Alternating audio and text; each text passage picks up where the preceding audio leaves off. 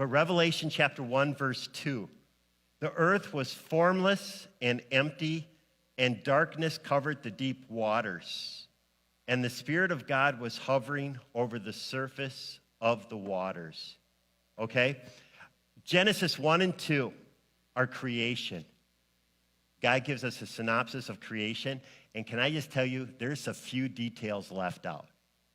Okay? There's not a lot. I mean, it's all creation, the whole cosmos, and everything is covered in 2 chapters, 56 verses. How do you even do that? Okay? It's right there. And I'm going to come back to that thought in a moment. And so we're just going to have to take some of this at face value. So there was this chaos in this water, and the Spirit of God was hovering over it. I'm just going to look at one of the days. Verse 6, just jumping down. God said, "Let there be space between the waters to separate the waters of the heavens from the waters of the earth." And that is what happened. God made the space to separate the waters of the earth from the waters of the heaven.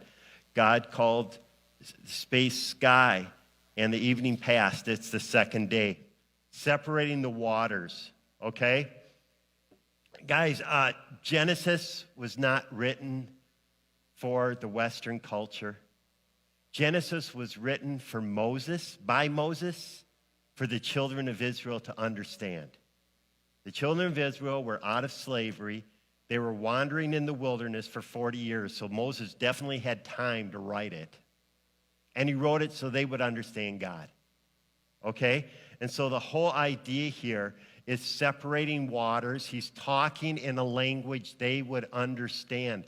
In Western mindset, we don't always understand some of these things because it's a Hebrew book written for Hebrews thousands of years ago, and we apply it to our lives, okay?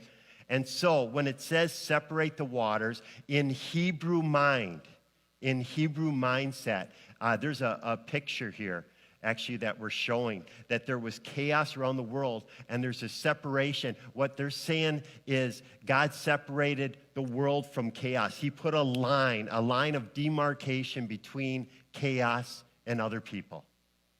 Okay? So up above the world, this is the mindset of people that were wandering with Moses. Up above it is what we call sky. Okay? Down below, Sheol. S-H-E-O-L, Sheol. Sheol is what we call sky. Chaos. Fearful. So, in their mind, God separated. All that's happening on the second day is God is separating chaos. All right? In the Bible, in that mindset, is chaos always represented sin and horror. Sin and horror. That theme will be throughout the Bible. Sin and horror, chaos. Isaiah 57 says, the churning sea, the chaos is like sin. It keeps churning people up. Okay? So it's the same mindset, the churning of the sea. In fact, Revelation says this, that hell will be cast into a place called the lake of fire, churning. Okay? Is it really a lake? Is it really like that? I don't know. All I know is the mindset of the Hebrew culture would be a churning, upheaval sea is chaos and hell, and it's fearful and something to stay away from.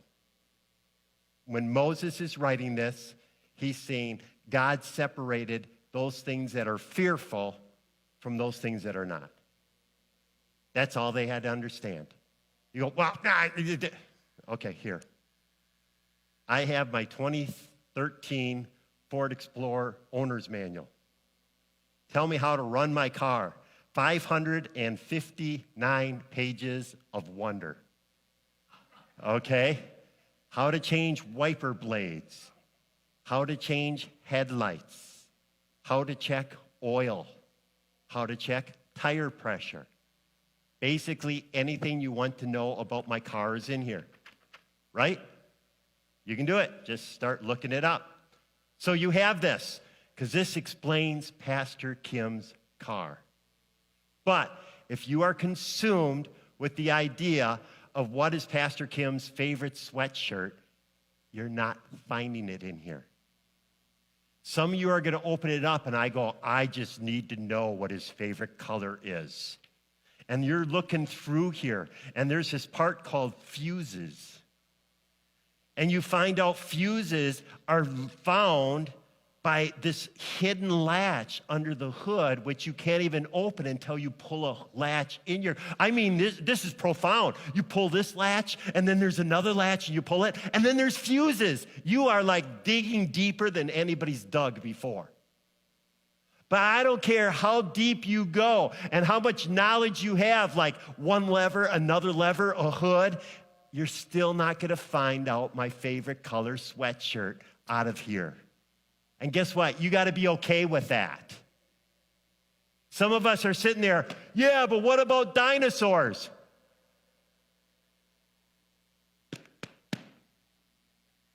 Read away, people. Go ahead. They're not in there. For some reason, God thought that his plan of salvation did not include knowledge of the T-Rex. I don't know why, and it will be frustrating, but in 56 verses, he didn't explain that to us. He could have. We will know someday. But right now, chaos, no chaos, you got to be good with it. All right?